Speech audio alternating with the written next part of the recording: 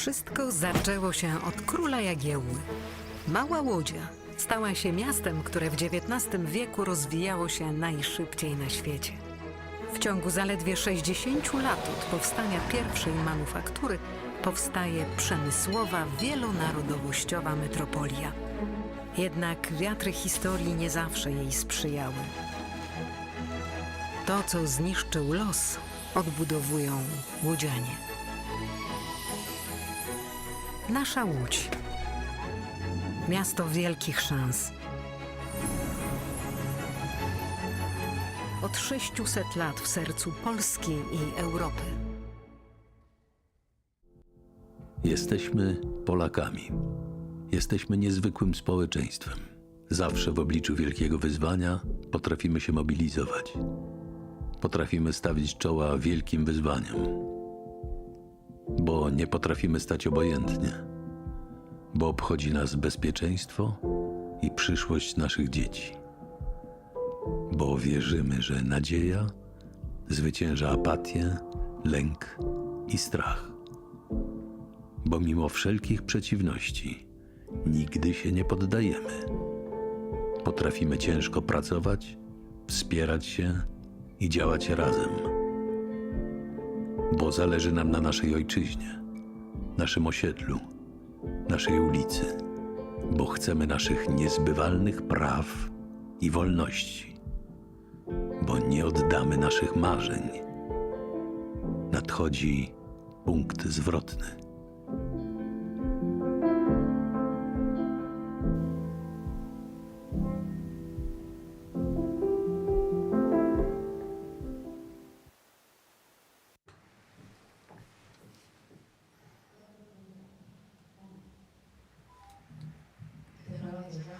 Technology is on, humans are wrong. I'm sorry for being late. I was convinced we start at 9. It's late anyway, so thank you everybody for coming here to spend this evening with us. My name is Katarzyna Szymielewicz. I work for Panoptykon Foundation on a daily basis. I will ask you about the turning point in AI to great thinkers, journalists, experts. We have great composition here. And on my right, Michał Boni, the first digitalization minister, later European MP, where he was so much in depth of technology regulation. Now he is a lecturer with the SWPS University. Thank you for being with us. Maria Ganhza, a professor of Warsaw University of Technology. She is a member of AI team in the university. Last year, top 10 women in AI. Hello, Maria. Sylwia Czubkowska, the person who's been writing about technology for so long. I trust it's a compliment. I admire journalists who do not let go at a topic and dig in.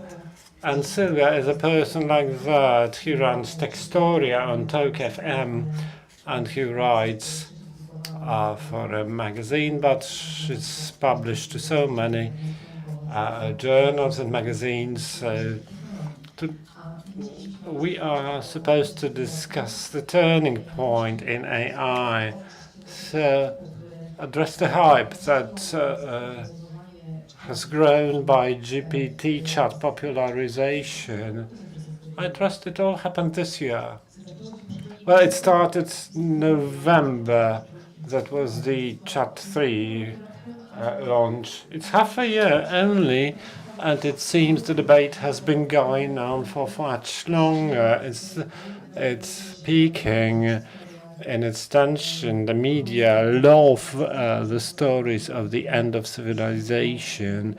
They threaten us with bots that would take over the labor market. I have a story that's been so popular on the Polish media not so long ago. Let me quote it.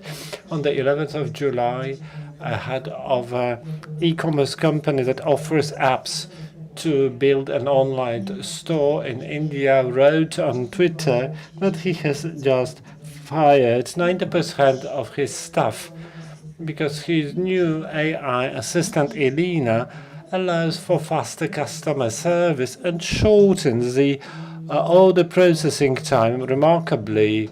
It doesn't mean just like helpline customer service, but even the time to solve much complex problems was down from 2 hours 13 minutes to 3 minutes 12 seconds, and the cost went down by 85%.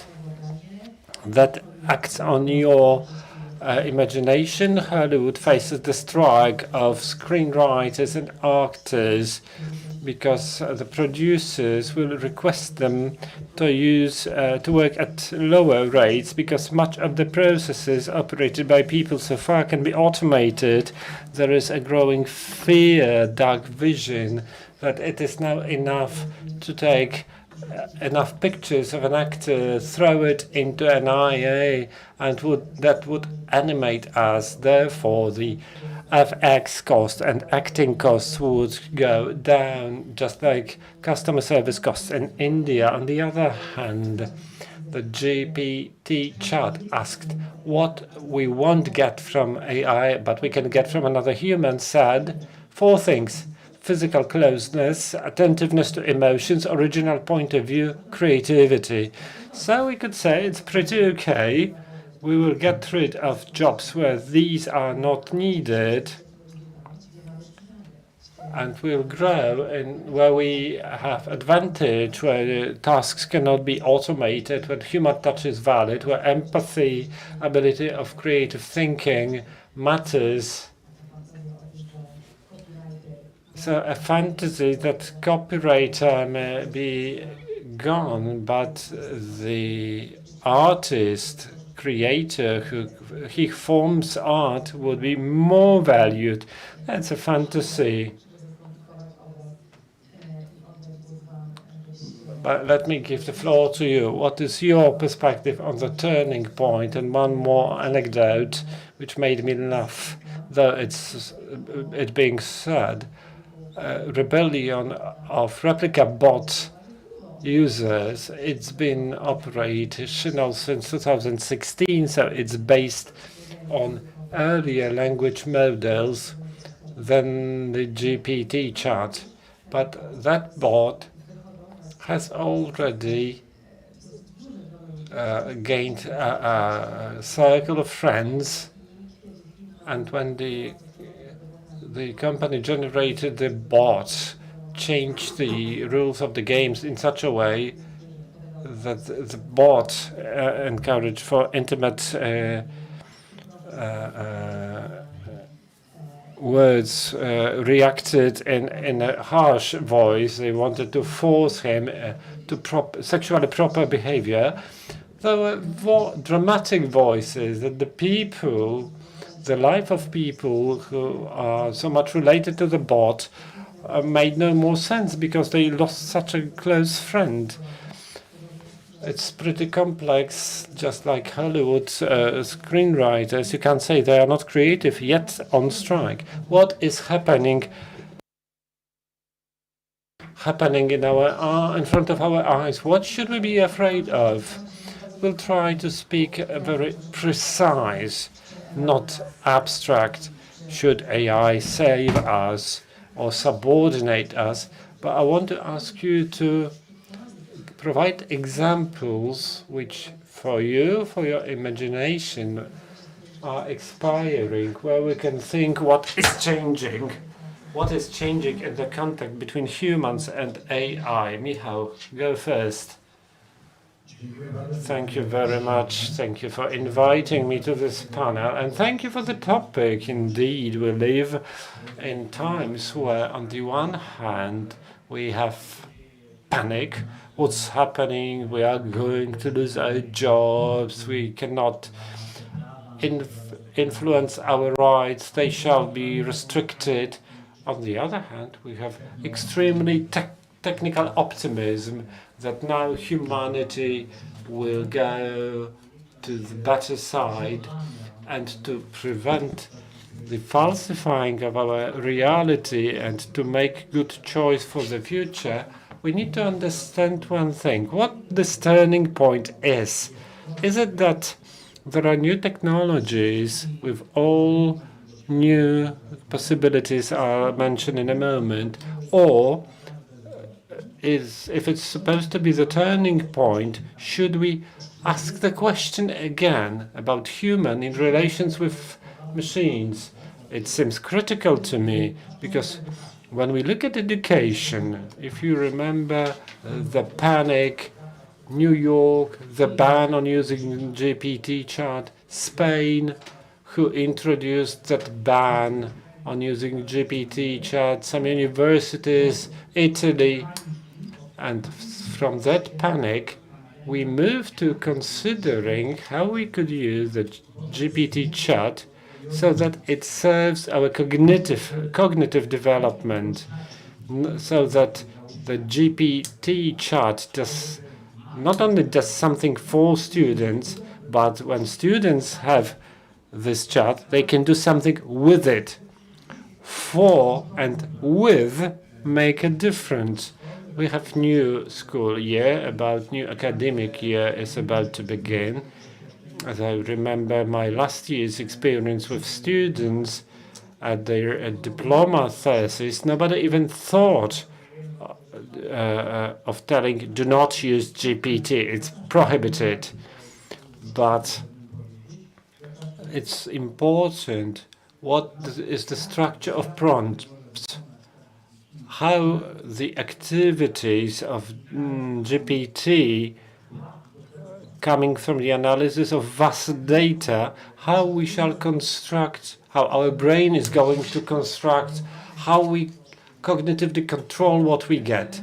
And that cooperative element becomes essential. That is why when speaking of turning point, I say we should ask how human will behave. Is it going to happen in all possible areas where AI can act in different functions in an automated way? And would it be under control? It much depends on the final version of the EU AI law. If the great debate pending on the topic and the dispute between member states, the European Parliament, like face recognition, emotion recognition, and there should be a ban on facial recognition in real time in public spaces. Who's going to win? States that claim that security is more important than controlling if the state has not too much knowledge about us. Is it truly the turning point? Thank you, Maya. Well, I'm a lecturer. Let me begin from a different moment. I would like to say what's happening to AI is the focus of our attention only now, but it's not a new thing. It dates back to 1950s. The point is, then, what was happening then was only known to a limited circle of experts. They were delighted, but that was absent in the outside world. Why? Because there was different technology. Only when technology was combined with the knowledge built to that moment, something started to happen. Still, we didn't pay any attention. Step by step, we gave up our positions. That is the horizontal scale. We do have now elements, well, we can't name them AI, but some automation that does many things for us in our cars, in our washing machines, our refrigerators, coffee machines. I recently talked to my washing machine. I set 1 hour 6 minutes. I didn't have more time. In a moment I come back and the washing machine says that the program should be 3 hours 17 minutes. It took me half an hour to combat the AI. How did it end? 1:27. I negotiated 2 hours down, and this is what we've been reaching slowly. We got accustomed. We yielded our positions, our knowledge, how long it should be washed, how it should be prepared, how it should be cooled, and so on and so forth. We only noticed that when the vertical scale erupted, when the ChatGPT, Chat 2, 3, and we got scared. But not for long. According to statistics, the peak of using the GPT chat ended in April this year. Can we say that was the peak? Yes, we can say that. The GPT chat was a toy first. The available edition, there is the multimodal.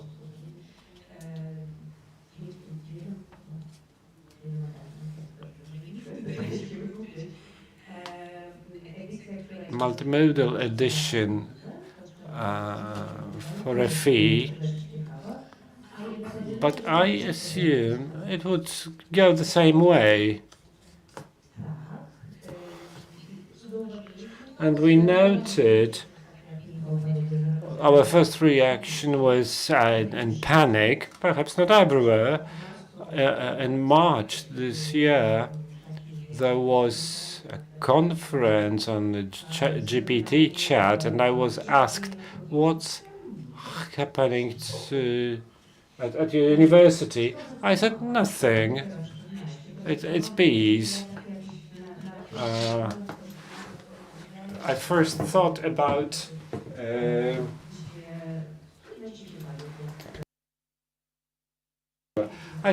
my university, my students playing with it, and they said, "No, you can't write an MA thesis with that. It's boring."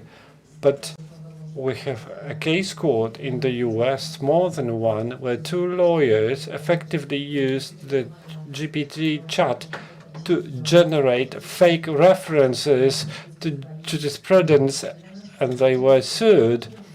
But the credibility level of the generated text is difficult to review. So is it, perhaps it won't go with you, but at a regular university, wouldn't it go through? Most probably it would go through.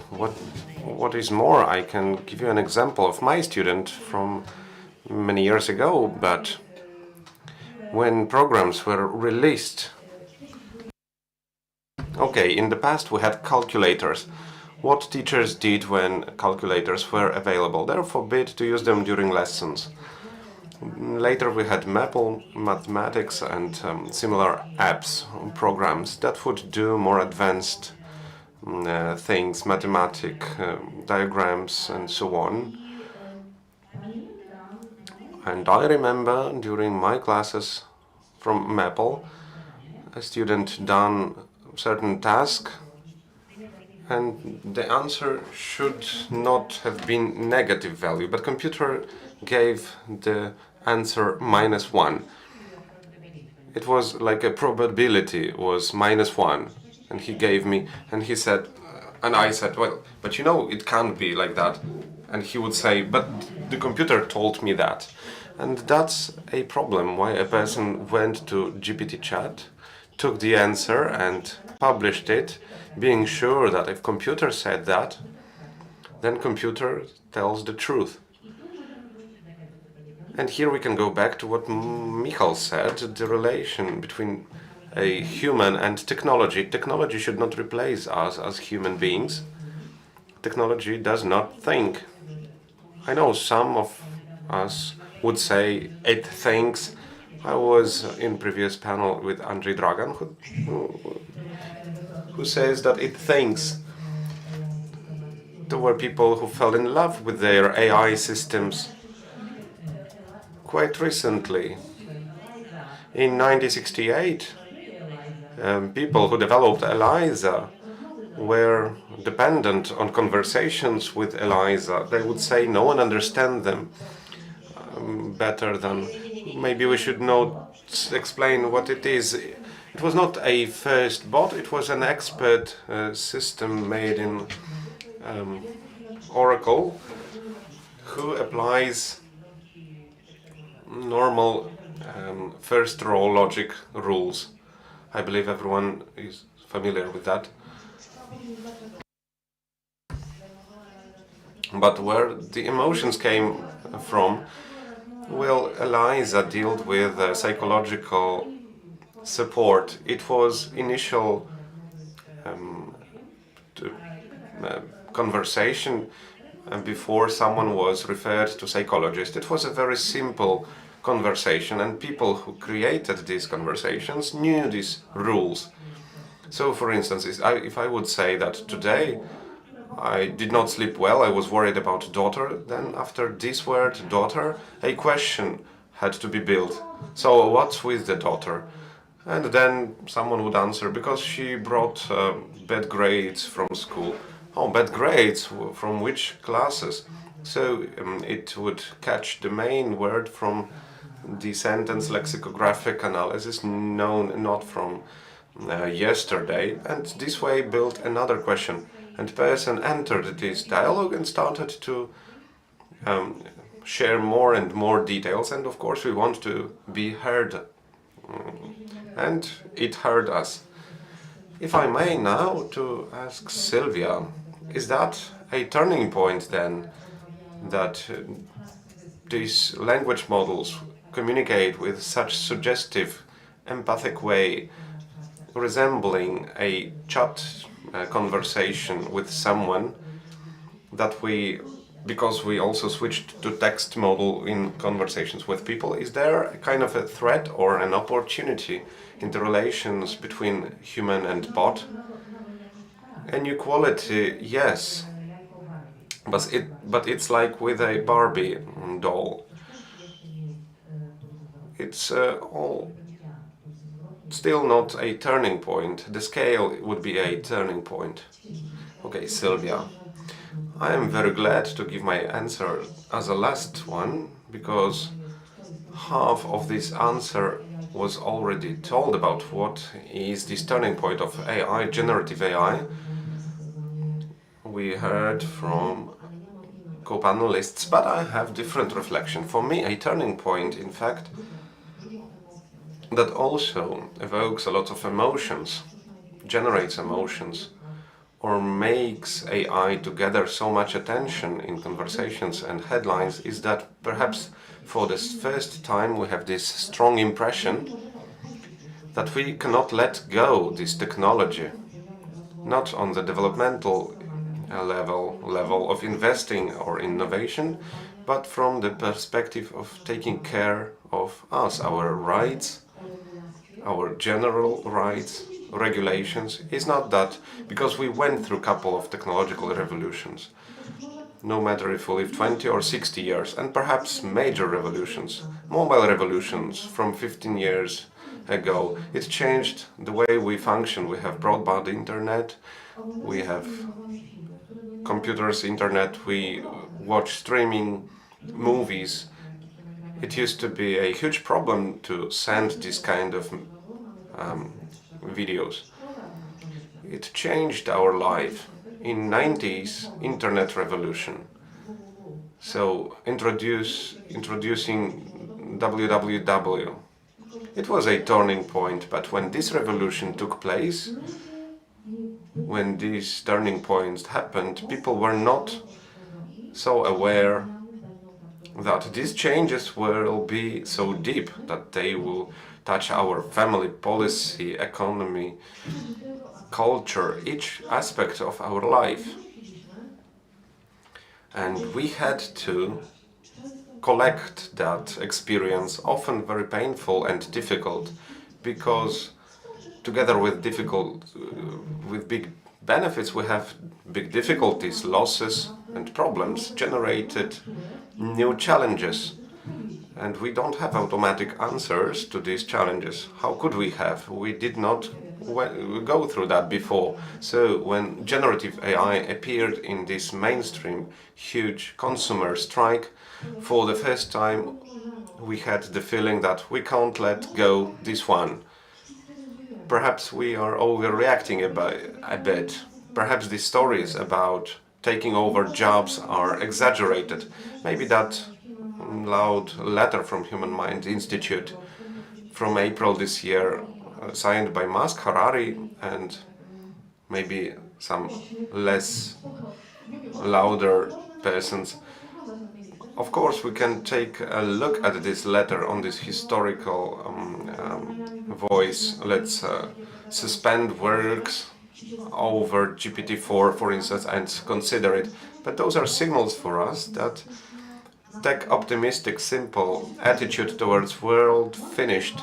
I think it's very important turning point. It's not being it's not a small group of scientists or analytics that overreact, you know, how it looks with policy and views on that. But people start to have this feeling that perhaps maybe not today, not in nearest half a year, but at some point it will be such a big change that we will have to manage it. That's where this strike comes from, Rights of Good America. You know, this AI is a little bit cover up. It's not that all the screenwriters and actors are afraid to be replaced by AI. Of course, these amendments to contracts begin to appear for second-line actors. You can maybe describe it in more details. I don't know if you watched Black Mirror recently, TV show. Who of you would see a first episode, Jane is Awful? Who's seen Jane is Awful can feel that screenwriters of this episode would know ahead what will happen. So they would have this insight, at least maybe in the operation of Netflix. Indeed, especially big streaming started to introduce to their actors annexes where they tried to convince them that if they give away half part of rights for their image in the future, they will have less work for the same money, because some of the work will be done by generative AI. But well, it's 2023, not 2013. So these actors already started to think, now will I have more money for less work from these big technological companies, Amazon Prime, Netflix, Disney Plus, big streamings? Those are not producer companies, those are technology companies. And indeed, one of the elements of this strike is this signal. Let's not mix AI without our consent, but under that, the strike relates to making an order of the relation of entertainment industry towards big tech companies, because there are questions of distribution, finances, very boring things related to technological revolution, but it was on headliners and people begin to be interested in that. Why? Because they also started to feel that there is a turning point, not today, but if they sign this agreement, maybe in 5 or 7 years, or maybe in 3 years, the development of generative AI will be big enough and costs of paying people will be so high as compared to generative AI that can lead to losing jobs. It's what happens with the voiceover actors, because that's the easiest part. For me, turning point is that it's not this easy fascination. Who worked with these metaversal big things? Perhaps it's better that generative AI burns better than metaverse in this transition, but we were more astonished by that, admiring that. Right now we have a technology that can do much more better, but we are not enchanted by that, and these fairy tale times ended, times when technology was supposed to save us. What I would like to hear from you next, because I would like us to freely comment, if you can specify some black scenarios and with suggested solution with it, because I can agree that there's still that we can do, still a lot that we can do when we talk about narrative from authorities and money perspective. How would you arrange that? I started from underlying that it's not about technological revolution multiplied who knows how by AI, but also about relation toward human. It's important to understand that throughout human history, especially during last 300 years, this different experience of technology changed entirely the reality for many reasons. For my recent publications, I analyzed the railway network and I read about what happened to people when railway infrastructure appeared, what were the accidents, what were people's reactions. And for some reasons, the experiences of people was similar, but there was no this big awareness. So with the scale of fear about you mentioned, and the scale maybe of threats, it's better to put it like that, informed these threats that we are aware of, we ask specific questions. So how to react to these specific threats? So threat number one, that is not just a losing job because of new technology, but we can be left behind not understanding the difference between work automatization and broadening work. There is a report of International Work Organization from August this year, done also with the help of GPT chat, the inscription and characteristics of professions and working procedures. That leads to the conclusion that was announced before by MIT, that certain workplaces will be replaced by AI, by automatization, by generative AI, by robots, and there will be workplaces that, as we can see it today, a human being is irreplaceable, and there will be workplaces that will use this broadening of skills that AI can add to us if we start to cooperate with that. I think it is a key to understand and to make an order in the world of fear and chances, and to start to think if it's possible to have it like that. It's impossible without a shift in educational system, if we are not capable to learn the adaptiveness to new challenges, to new things, and this adaptiveness that we learn from the earliest childhood, not replication of what new technology and trends bring us, but understanding and adapting, opening ourselves to the new things. But opening to new things also means opening ourselves, to potentials that are in us. And I underline this humanistic chance, so to put it. So when we understand that, when we create tools for that, of course it requires the right tools. Who should work on that? Well, not us, individually responsible about us, like in an extreme liberal world version, but those should be public policies. And that's also an element that results from this MOP report that should appear in our thinking. Another thing, I apologize for strong words, but in different groups we discussed about that. If we look at current electoral campaign in Poland, who knows if after certain times in 12 weeks we will not be saying that this is disinformation campaign from both sides. And the problem is the nature of democracy is informing the citizen, and informed citizens would use his knowledge and comprehension of things, not manipulated by the messages he receives. And disinformation would manipulate. It addresses human emotions, or basing on emotions. It places, incepts specific beliefs.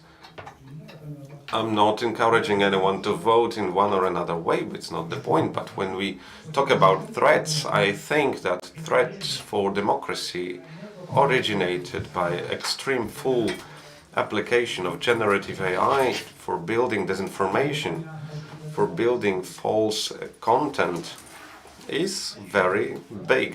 Third element is the loss of our subjectuality and our citizens' rights. When all these automatic tasks directed to safeguard our life, our security, feeling. As an example, we can mention all these invigilation tools in public sphere. When that happens, it can turn out that owners of different information, if there is no control about our emotions, our way of acting. I remember an attempt, it was 2017, when technological companies announced to Schengen informational filed suggestion to Schengen that in fact we can introduce a solution for people coming to Europe that would recognize emotions of people crossing the border. And there was a huge discussion of different environments. Also, Panoptykon took part in that, and it was blocked. I remember the discussion in Poland from a couple years before, when a border guard asked a question whether the company that is managing all these systems for protecting illegal border crossing, can they possibly implement a tool that would determine a race of a person trying to cross a border? Ethical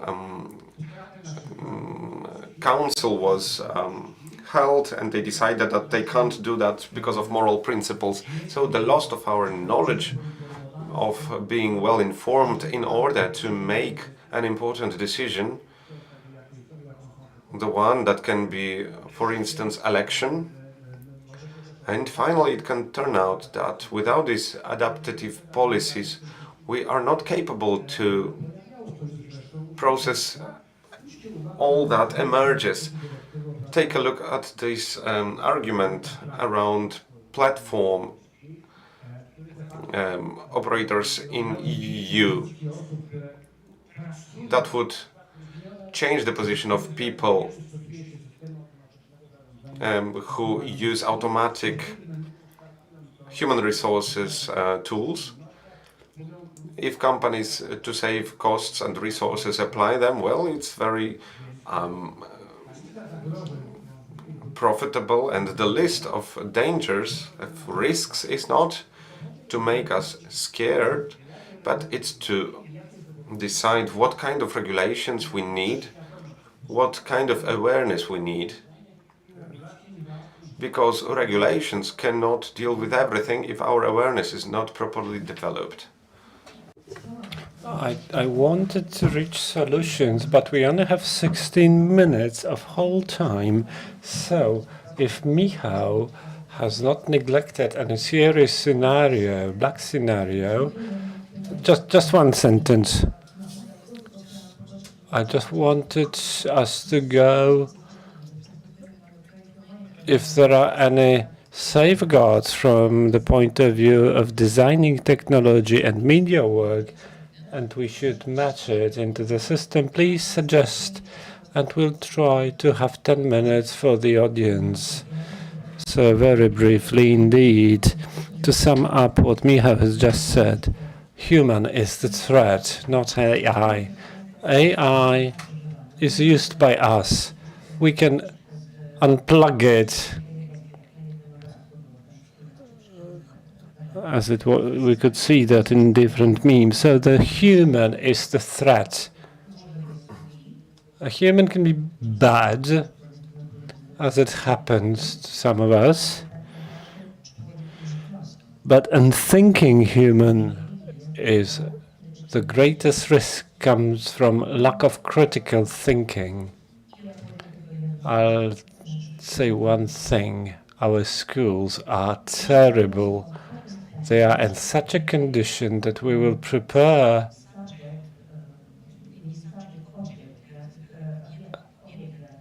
the objects for AI, not subject. Not a human who would have a critical look at what we are using, how they are using it, and whether it's not going to harm anyone, but a human who remembers algorithm. To all exams, look at what children do at school. These are exams AI would take easily. Yes, because AI is a perfect pupil of a Prussian school 300 years ago, or in the UK. AI can learn it and repeat it.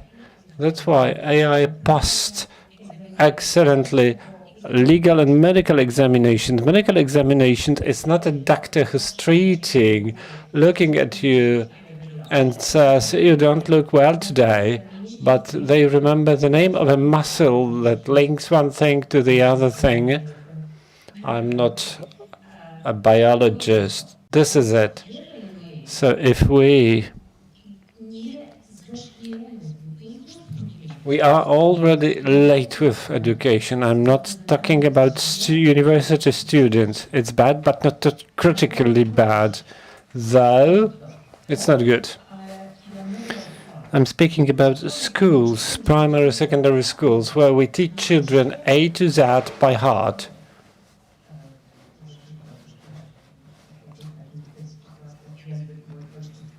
Well, my family tongue comes out of me, sorry for that.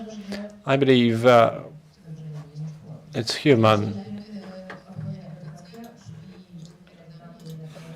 For me, the best answer is education, but it's also most difficult to implement. Sylvia, and the thing we could do, before we can do something, I believe there are threats that have not been mentioned, and we need to tell. As Professor said, technology is neither good or bad. It's neutral, but the technology is not neutral because it comes in an environment, late capitalism, and regulation, whatever. Where do we exist? What environment? Most solutions we are going to get, is developed by huge tech corporations, and this is a serious threat that arrives with generative and further stages of AI. Despite the high competition in the market, big techs will do everything, truly everything they can to centralize that work down to themselves and only offer us such solutions in such environments that would be beneficial for them. When I say they do everything, I mean everything. We do have the AI. We are about to have this AI law in Europe. We have the wording so far. But the regulatory work are pending not only in the European Union. This week, on Wednesdays, I believe, there was a meeting in the American Senate with the greatest ones, Musk,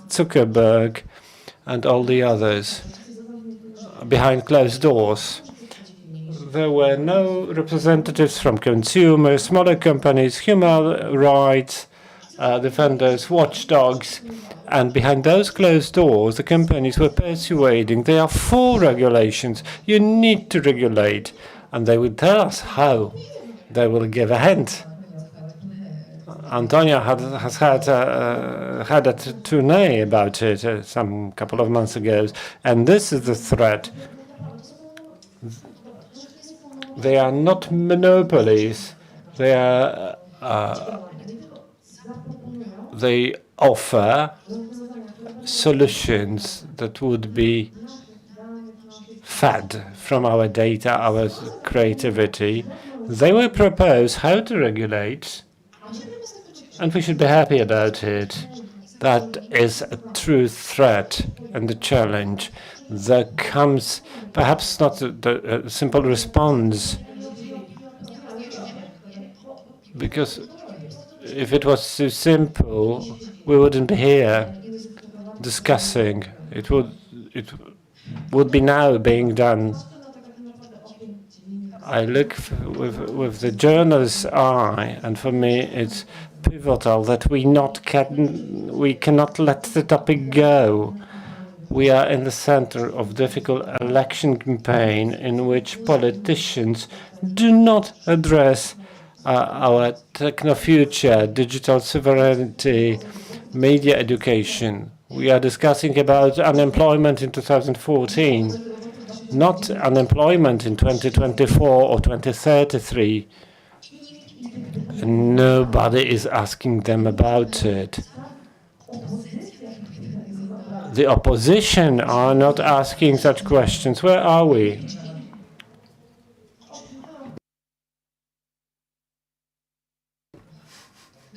All right, okay. This is one of the key issues we need to do as homework. Do not let go.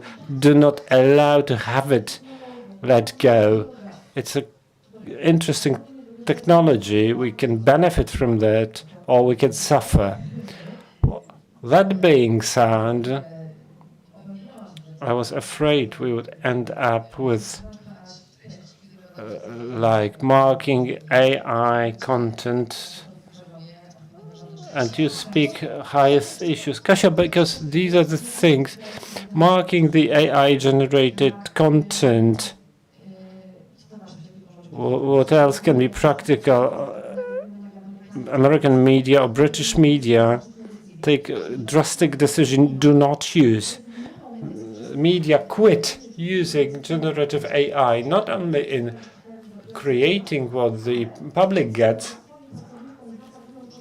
The employees are banned to use assistant equipment like voice to text, text to voice,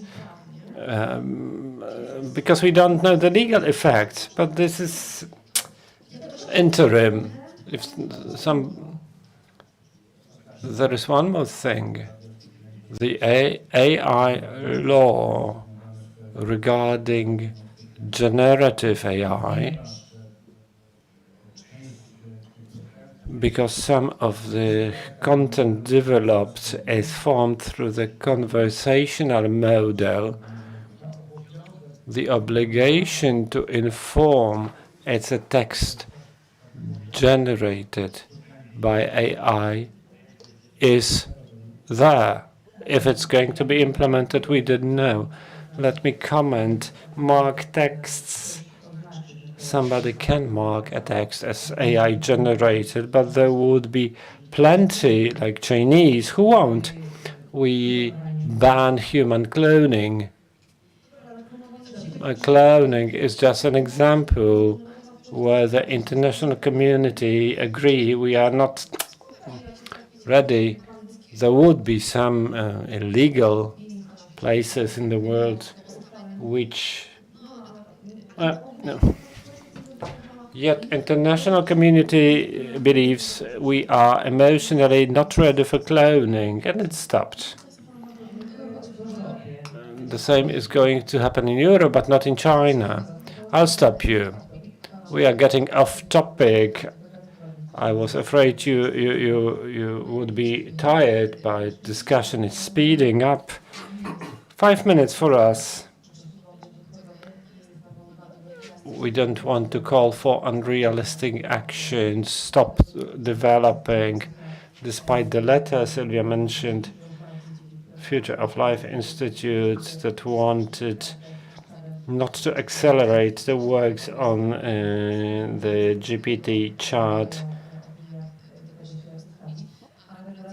And the EU law,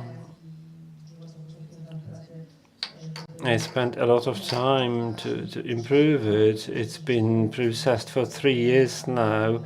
It's going to be implemented in 2 years' time.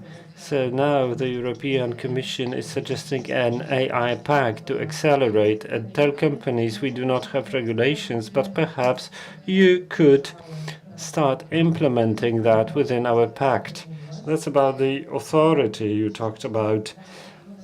We should be concluding and hand over to the audience just for some comments, but we humbly state from the moderator's point of view, we have no solutions. We have education, public debate. I'm curious what you think of it. We won't be wrapping up. Let's give the floor to the audience. Perhaps in the lobby we'll be able to discuss it a bit more. I want to pay your attention to a thread that is being ignored. All research says how we would be different from AI with our creativity. Absolutely not. We are doing all things to the contrary. You mentioned adaptativeness to AI. I believe it is huge. Because human mind has this flexibility that it can change its ways of thinking, the nervous system, synapses, etc. We adapt to AI or algorithms because they are stiff, rigid. And we would have millions of experiences going through a form. The form will not let you through. The algorithm will stop you. It can only go one way. Then who adjust us? We start thinking how to cheat on the algorithm. We keep doing that. Creativity, yes, excellent. Lecturers are happy because today you can develop a lecture, slides included, using AI. Splendid. The point is not who did it. The point is AI imposes your approach to the topic, its understanding. And then we do not see the topic as a human, but rather as a machine. Though, many years ago, I'm looking at other hands. We are adapting to the way of thinking of AI. I disagree because AI doesn't think. AI is something different, first of all. Secondly, we do not adjust. We cheat on it. That's different. We lie to it. Nobody said about our adapting to AI, but adaptation to the changing situation, and that's something different. If we do not adapt to appearing problems, that we need to discuss the issue of our rights, abilities, behaviors, we will lag behind. When we speak that we are supposed to adapt to a situation without losing control as humans over technology, I said it. I didn't say we should follow AI. I need to stop you. I see the lady saying it's not easy. You suggested optimistically that adaptation is unreal. I accept this argument for discussion. I do not want to dispute it here. We've said enough. Thank you for the discussion, very interesting one. Two issues that come to my mind when I'm listening to you. Two films I've recently seen. Mission Impossible.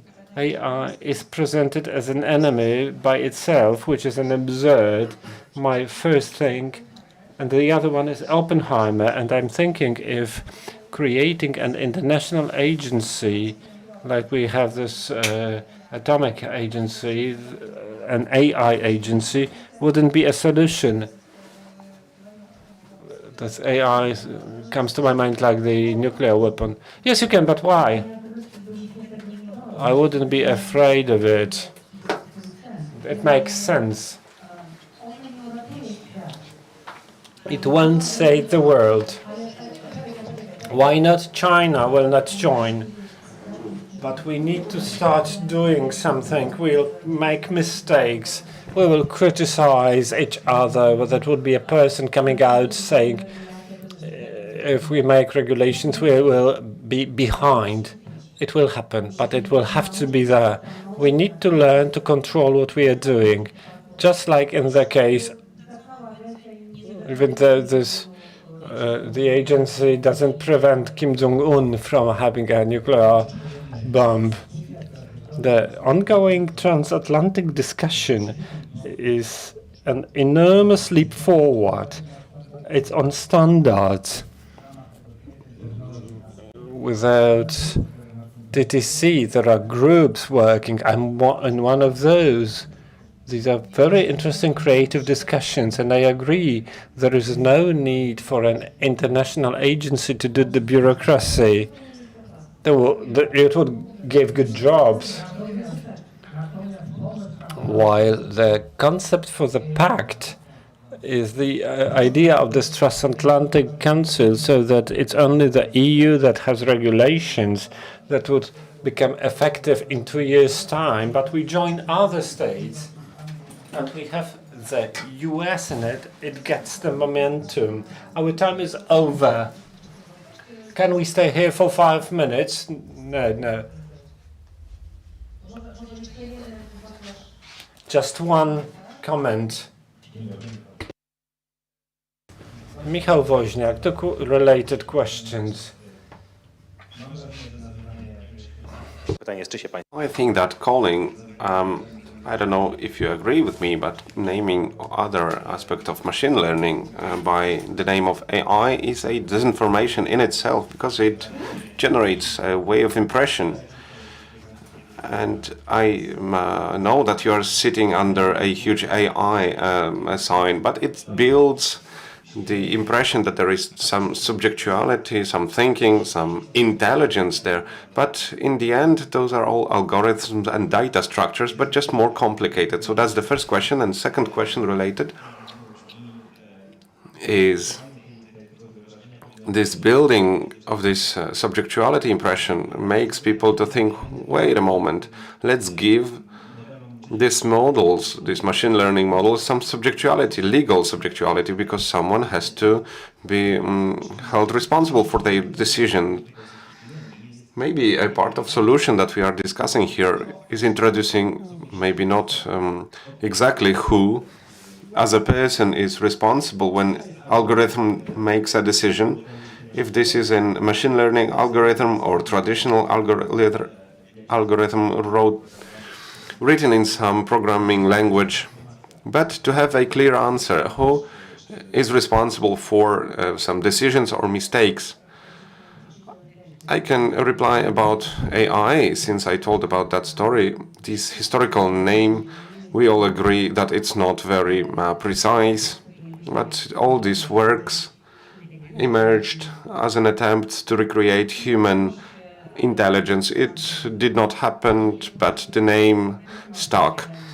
When it comes to specific responsibility, I agree and do not agree, because right now we have so complicated systems that we can only select a corporation. And another thing, we need to remember that it's neural networks. What is now a biggest threat is that we completely unaware what happens inside. Is not that we cannot find out, but there's so many nodes that we are not capable to trace them. We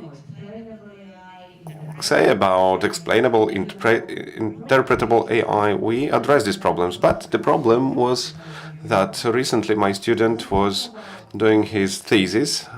He applied a model, LTSM, doesn't matter, for estimate bankruptcies. A simple so-called explainable AI. The result, the difference is around 30% of accuracy. Thank God, banks do not apply these complicated systems because it's forbidden to them to use unexplainable AI. But when they use it, when they approach to that, that's why I want to go back to, yes, in EU, we hear that AI should be explainable if we apply it in critical moments. We need to know why this decision was made before this decision is made. Otherwise, there is no one to blame. A car killed. About the first question, of course, this AI is like a prosthetic for us. We need to remember that completion by AI is something that was added to the discussion in the autumn last year. So the matter of civic eligibility, acts of law that refer to that, estimate the situation. The situation will be that European Parliament perhaps will complete this regulation towards AI, and it will be introduced. It will come into force in 2025, but the matter of civic responsibility will not be completed. We need to remember that because it's one of the key things.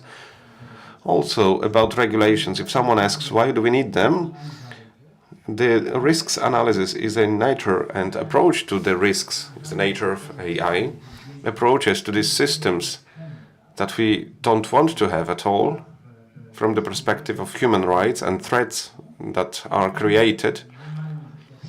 They should not be launched to the market. Those that create high risks, and if they are supposed to enter the market, if we are all aware, of course, because we need to be very careful with that, they will require certain impact assessment ex ante, so before they are even released to the market. And one of these important elements of this fight, when it comes to trilog inscriptions, is the position of human right impact assessment. It's an important element. We should not forget about it, because then we talk about a solution that will come, that will enter the market after meeting certain criteria. What is the next step? We also, except for ex ante, we need ex post evaluation. We need constant monitoring. These systems are updated. The voice is switched off, so we are cut off already. Okay, so that's all. I will just reply to the first question briefly. We try to write and say about generative AI, because it's still that level. Of course, but I think that this true AI is not so stupid not to understand generativeness of that. If we keep repeating that, people will understand that. And yeah, I think that sticking to the right language is so important in changing the technology and the world. And second question, very briefly, what Minister says about in the simplification is also an element of the discussion of the fight. Who should be held responsible for this whole? Who is responsible for that supplier, the developer of this solution, or the organization, a company, a person that uses it? And indeed, big tech companies convince they are lobbying that the one that would be using it, not the one who will be developing it. And that can be an answer, and you can answer yourself, why is it like that?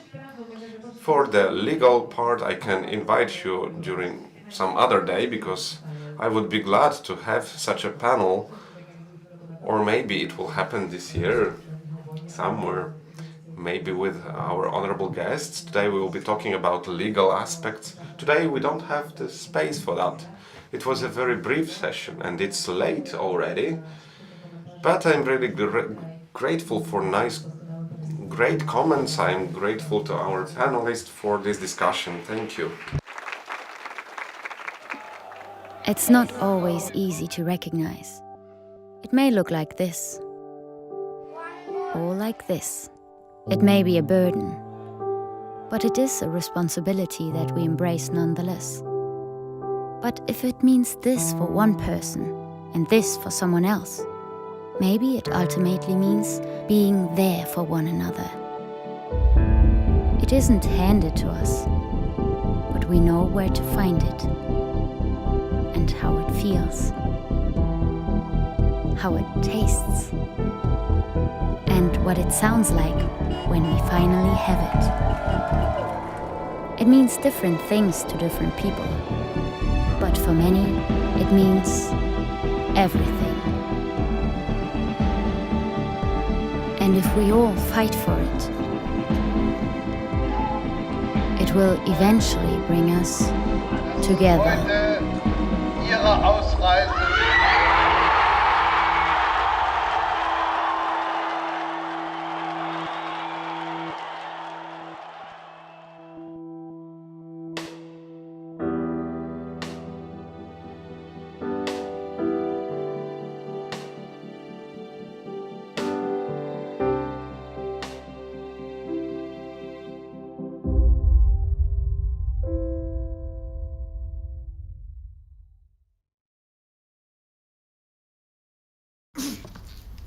Dzień dobry.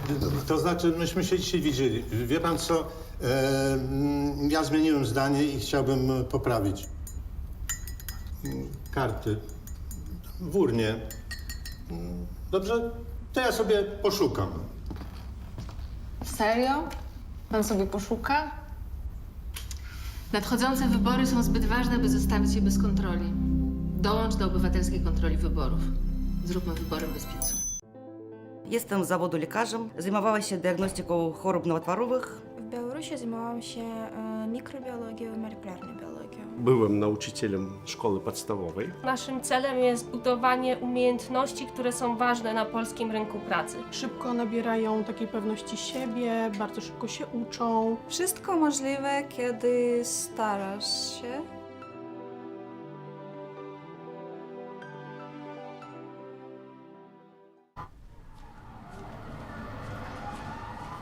Każdy wybór ma swoje konsekwencje. Dziś na kazaniu o takich jak ty mówili, że to morderczynie. A wiesz, że ta, która ci pomogła, trafi za kraty? Trzeba mieć sumienie. Jak mogłaś to zrobić własnej matce? Aborcja to najgorsza zbrodnia. Gdybym ja podjęła taką decyzję, nie byłoby cię tutaj. Organy państwa nie będą przyglądać się temu obojętnie.